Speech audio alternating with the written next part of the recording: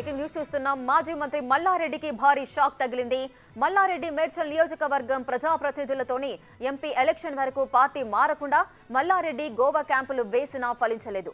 Jawahar Nagar municipal corporation mayor Mekala కావ్యపై 19 మంది అసమ్మతి కార్పొరేటర్లు అవిశ్వాస తీర్మానాన్నిచ్చారు. 19 మంది బీఆర్ఎస్ కార్పొరేటర్లు కాంగ్రెస్ లో చేరనున్నారు. బీఆర్ఎస్ పార్టీకి రాజీనామా చేసి కొత్తగా ఎన్నుకున్న మేయర్తో కాంగ్రెస్ పార్టీలోకి చేరనున్నారు. తన సొంత నియోజకవర్గం మేడ్చల్ మేయర్ మేకల కావ్య ఒంటెద్దు పోకడలకు సొంత పార్టీ కార్పొరేటర్లు తిరుగుబాటు బావుట ఎగురవేశారు. మేడ్చల్ కలెక్టర్కు అవిశ్వాస తీర్మానాన్నిచ్చి 19 మంది కార్పొరేటర్లు క్యాంపుకు వెళ్లారు.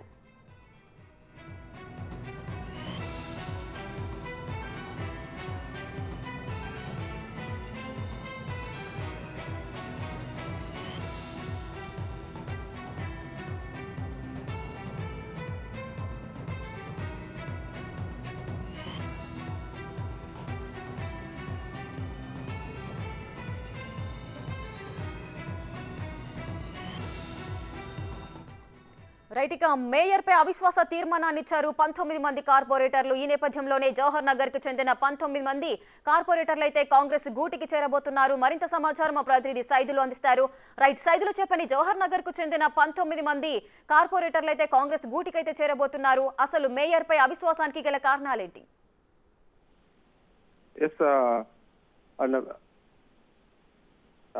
మన మేడ్చల్ అసెంబ్లీ నియోజకవర్గ పరిధిలో ఉన్నటువంటి ఎక్కువ కార్పొరేటర్లు అందరూ కూడా మన ఈ గ్రూప్ రాజకీయాలకు తెరలేపినట్టుగా కూడా మనకు అర్థమవుతుంది. ఎందుకంటే గతంలో కూడా ఒక క్యాంప్ రాజకీయాల్లో భాగంగా కొందరు ఇటు మన మేడ్చల్ ఎమ్మెల్యే అయినటువంటి మల్లారెడ్డి ఆధ్వర్యంలో కొంతమంది గోవా టూర్కి వెళ్ళడం జరిగింది. వాళ్ళు ఈ రోజు రాత్రి అంటే నిన్న రాత్రి వాళ్ళు హైదరాబాద్ కి చేరుకున్నారు. ఈ రోజు ఆ తెలంగాణ భవన్ లో మల్కాజ్గిరి పార్లమెంటరీ సమీక్ష సమావేశం కొనసాగే అవకాశం ఉంది. ఆ సమావేశానికి కేటీఆర్ హాజరవుతారు. అదేవిధంగా ఇటు జవహర్ నగర్ కు చెందినటువంటి 19 మంది కార్పొరేటర్లు కూడా రాత్రి తెల్లవారుజామున 3 గంటల సమయంలో మేడ్చల్ మాజీ ఎమ్మెల్యే అయినటువంటి మల్పెద్ది సుధీర్ రెడ్డి ఆధ్వర్యంలో వాళ్ళు వైజాగ్ వెళ్ళినట్టుగా కూడా మనకు సమాచారం ఉంటుంది. అయితే వాస్తవంగా మల్కాజ్గిరి పార్లమెంటు సమీక్ష సమావేశానికి కార్పొరేటర్లు అందరూ కూడా హాజరు కావాల్సి ఉంటుంది. హాజరు కావాలని చెప్పేసి కూడా వాళ్ళందరికీ కాల్ చేస్తున్నప్పుడు ఎవరు కూడా అందుబాటులో లేరని చెప్పేసి కూడా వెంటనే మల్లారెడ్డికి సమాచారం అందింది. ఎక్కడికి వెళ్ళారని చెప్పేసి కూడా తను ఆరాధించినట్టుగా సమాచారం ఉంటుంది. అయితే వాళ్ళందరూ ఇక్కడ అందుబాటులో ఎవరు లేరు. వాళ్ళందరూ కూడా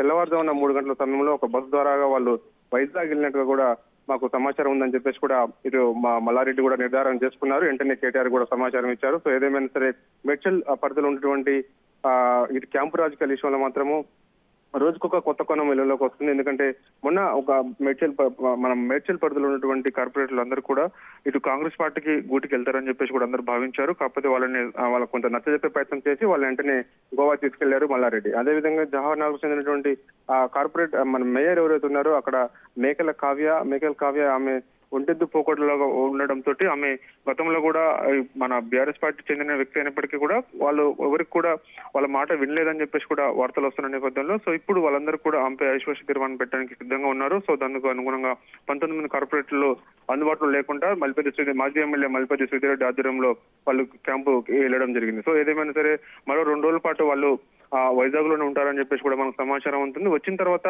వాళ్ళు నేరుగా ఇప్పటికే కలెక్టర్ కి సమాచారం ఇచ్చినట్టు కూడా మనకు తెలుస్తుంది. కలెక్టర్ కి అవిశ్వాసం మీద వాళ్ళు తీర్మానం లెటర్ ఇచ్చిన దాని తర్వాత అవిశ్వాసం పెట్టే అవకాశం ఉంది. దాని ద్వారా తిరిగి మళ్ళా జవహర్ నగర్ మున్సిపల్ కార్పొరేషన్ సంబంధించి మేయర్ పదవిని మాత్రము కాంగ్రెస్ పార్టీ కైవసం చేసుకునే అవకాశం కనిపిస్తుంది.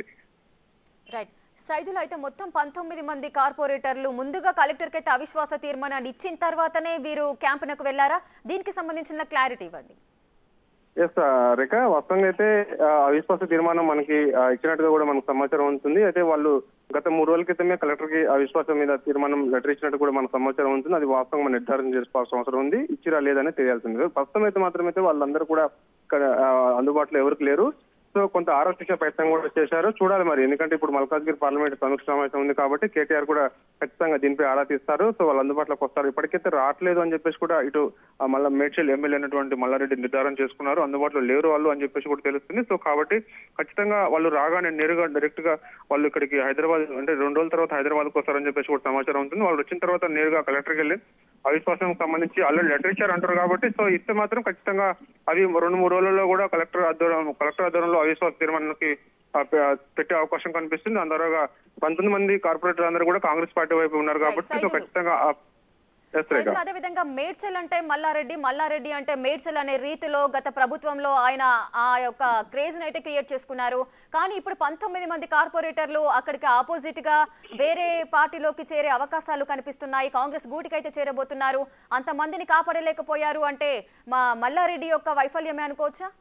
ఎస్ రేఖ, తప్పకుండా వైఫల్యమే అనుకోవచ్చు. ఎందుకంటే చూసాం మొన్నటి వరకు కూడా తను ఆర్థికంగా కొంచెం ఉన్న వ్యక్తి కాబట్టి దాని ద్వారా మేనేజ్ చేశాడని చెప్పేసి కూడా ఆరోపణలు వస్తున్నాయి. కానీ ఇప్పుడు ప్రభుత్వము బీఆర్ఎస్ ప్రభుత్వం పోయిన తర్వాత ఇప్పుడు కాంగ్రెస్ పార్టీ అధికారంలోకి వచ్చింది కాబట్టి సో ఇక తను ఏం చేసేది ఏం లేదని చెప్పేసి కూడా భావిస్తున్నారు. తను కూడా ఇక్కడ మేడ్చల్ నుంచి రాజీనామా చేసిన తర్వాత, అంటే రాజీనామా ముందు చేయకుండా లోక్సభ స్థానానికి అంటే మల్కాజ్గిరి పార్లమెంట్ స్థానానికి పోటీ చేసేందుకు సిద్ధంగా ఉన్నారు. ఎందుకంటే ఇక్కడ తన పరిధిలో ఎవరు కూడా తన మాటని అంటే ఎవరు కూడా పట్టించుకోవట్లేదని చెప్పేసి, ఎందుకంటే గతంలో ఆర్థికంగా తను ఉన్నాడు కాబట్టి దాని ద్వారా మేనేజ్ చేయగలిగాడు. ఇప్పుడు తను ఏం చేయలేకపోతున్నాడని చెప్పేసి కూడా చెప్తున్న సందర్భం కనిపిస్తుంది. తన అంచనాలు కూడా అదే మాట చెప్తున్నారు. అంటే గతంలో బీఆర్ఎస్ పార్టీ అధికారంలో ఉన్నప్పుడు తను చెప్పిందే విధంగా దేనైనా సరే మేనేజ్ చేయగలడు, ఎవరినైనా సరే కొనేంత చక్క మల్లారెడ్డి కొనేది. కానీ ఇప్పుడు కాంగ్రెస్ పార్టీ అధికారంలోకి వచ్చిన తర్వాత అది సీన్ రివర్స్ అయిందని చెప్పేసి కూడా అంటున్నారు. సో అందుకే తను కూడా ఇక చేసేది ఏం లేక అటు లోక్సభకి వెళ్లేందుకు సిద్ధమయ్యారు. అందుకు ఊరికే తను పదే నేను మల్కాజ్గిరి ఎంపీ సీట్ నుంచి పోటీ చేస్తానని చెప్పేసి కూడా చిన్న అంటే అక్కడక్కడ కొన్ని సమావేశాలు ఏర్పాటు చేసినప్పుడు చెప్పడం జరుగుతుంది. ఏదేమైనా సరే ఇటు మాత్రం మల్లారెడ్డికి మాత్రం భారీ షాక్ అని చెప్పవచ్చు. ఎందుకంటే మొన్నటి వరకు కూడా అంటే వాస్తవంగా సిట్టింగ్ సంబంధించి ఎమ్మెల్యేగా ఆయన కంటిన్యూ రెండోసారి ఇక్కడ గెలిచాడు కాబట్టి సో వాస్తవంగా కాపాడుకునే పరిస్థితి ఉంటుంది. కానీ తను ఎక్కడ కూడా ఈ మొత్తం తెలంగాణ రాష్ట్రంలో గెలిచినటువంటి ఎమ్మెల్యే పరిధిలో ఉన్నటువంటి కొన్ని చోట్ల మాత్రమే కొన్ని కార్పొరేటర్లు కానీ మేయర్లు కానీ కైవసం చేసుకున్నారు. ఉదాహరణకు నల్గొండ లాంటిది, అదే నిజామాబాద్ లాంటిది ఇది కొన్ని చోట్ల మాత్రం కైవసం చేసుకున్నారు. కానీ హైదరాబాద్ లో మాత్రం ఎక్కువ సంఖ్యలో కూడా రేఖ బీఆర్ఎస్ పార్టీ ఎమ్మెల్యేలు గెలిచినప్పటికీ మాత్రం తను కార్పొరేటర్లు మాత్రం ఆపుకోలేకపోయారని కూడా మనం చెప్పుకోవచ్చు. Right, thank you Saidulu, thanks for the details.